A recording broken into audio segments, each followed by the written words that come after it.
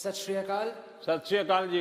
हमारे श्रद्धेय युवा प्रधानमंत्री जी, आप हम सभी भारतीय युवाओं के लिए एक रोल मॉडल बन चुके हैं। ना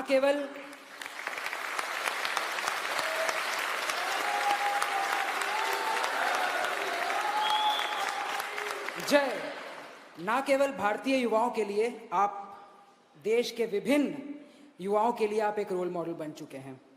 दिन में 20-20 घंटा काम करना यह कोई छोटी बात नहीं। आप हमें कभी थके हुए नहीं दिखते। मेरा आपसे सवाल यही है कि आपके अंदर इतनी ऊर्जा आती कहां से है?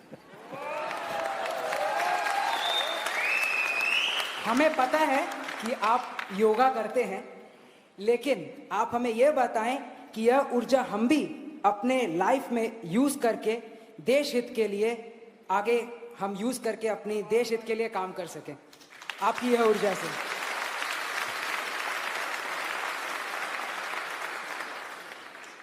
इसके कई जवाब हो सकते हैं। एक तो जवाब अगर मुझे हंसी खुशी की शाम के रूप में देना है तो मैं ये कह सकता हूं कि मैं पिछले 2 दशक से करीब 20 साल से डेली 1 kg 2 kg गालियां खाता हूं।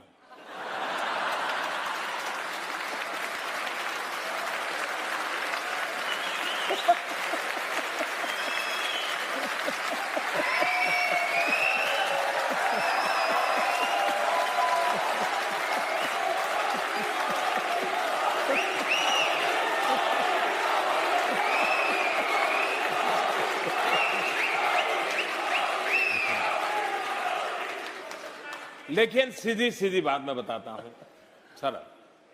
एक पुरानी शायद घटना आपने सुनी होगी कि कोई तीर्थ स्थान था एक पर्वतमाला पर, और तराई के अंदर कोई संत महात्मा बैठे थे, और एक 8 साल की बच्ची अपने 3 साल की उम्र के भाई को उठा करके उस पहाड़ी पर चढ़ रही थी। तो उस संत ने उसको पूछा, अरे बेटे तुझे थकान नहीं लग रही क्या? तो उस बच्चे ने जवाब दिया, ये तो मेरा भाई है। तो संत ने दोबारा पूछा, अरे तुझे, मैं तुम्हारा कौन रिश्तेदार है नहीं पूछ रहा हूं, मैं तुझे पूछ रहा हूं तुझे थकान नहीं लग रही है, इसको उठा के चल रही हो? तो उस बच्चे ने दोबारा जवाब दिया, वो तो मेरा भाई है। तो संत ने तीसरी बार पूछा, अरे मैं तुझे नहीं पूछा हूं तेरा रिश्तेदार कौन है, मैं पूछ रहा हूं अरे तुझे थकान नहीं लग रही है क्या? तीसरी बार उस बच्चे ने कहा, बाप जी ये मेरा भाई है, भाई का थकान नहीं लगता है।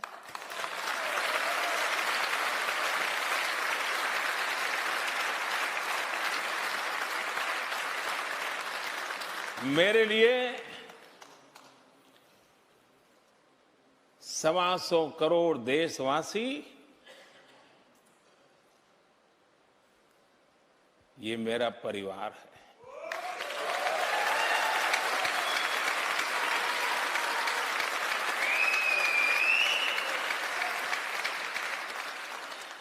जिस पल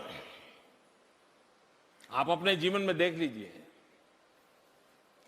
जहां पर आप अपनापन अनुभव करते होंगे, कितने ही थक करके आए होंगे, सोने का मन करता होगा, शरीर साथ नहीं देता होगा, लेकिन टेलीफोन आ जाए कि आपके भतीजे को कुछ हुआ है, अस्पताल है, सारी थकान मिट जाती है। स्कूटर लेकर के आप भागते हैं, रात भर उसकी सेवा में लगे रहते हैं। क्यों? आपका अपना है, थकान मिट जाती है, आप स्वयं जुट जाते हैं। मेरी जिंदगी भी हर पल, शरीर का धर्म करता ही है, लेकिन उसी पल मुझे ध्यान में कोई अपनों के लिए, कभी त्रिपुरा से कोई खबर, कभी केरल से कोई खबर, कभी दिल्ली से कोई खबर, तो फिर मन करता है अरे उठो यार, चलो दौड़ो।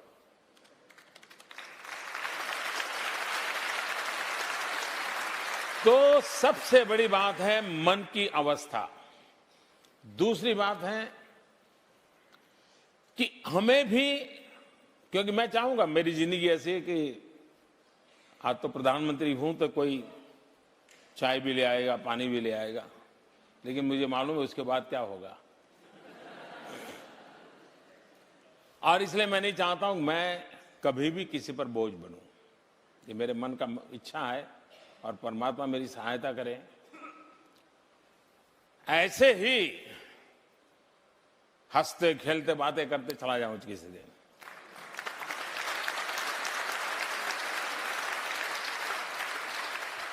जिंदगी में किसी पर बोझ न बनूं, और इसलिए शरीर को जितना फिट रख सकता हूं, शरीर से जितना काम ले सकता हूं, जितने नियमों का पालन कर सकता हूं, जितना भी मैं सीख पाया हूं, उसको मैं जीने का प्रयास करता हूं। और मैं सभी नौजवानों से कहना चाहूंगा कि विरासत में बहुत कुछ मिल सकता है, लेकिन अपने आप को फिट रखना, ये अपने माँ बाप की विरासत के ऊपर भरोसा नहीं रख सकते, वो आपको अपने आप करना पड़ता है जी।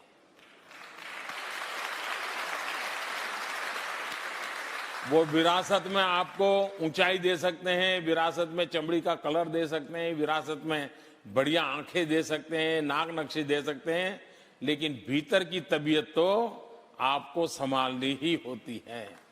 और मेरा अनुभव कहता है कि एक डिटैचमेंट जो होता है वो अपने आप एक बहुत बड़ी ताकत होता है। और दूसरा, नियमों से जिंदगी जीने से आप जिस काम के लिए निकले हो उस काम के लिए अपने आप को योग्य बना सकते हो। हमने जहां है वहां किसी पर बोझ नहीं बनना चाहिए। हो सके उतना हमने जीवन ऐसा जीना चाहिए कि कभी किसी पर बोझ न बने। और ये फिटनेस मंत्र तो आपने दे ही दिया कि फिटनेस विरासत में नहीं मिलती। हाँ ये तो आपने यूज खुद ही करनी पड़ती है।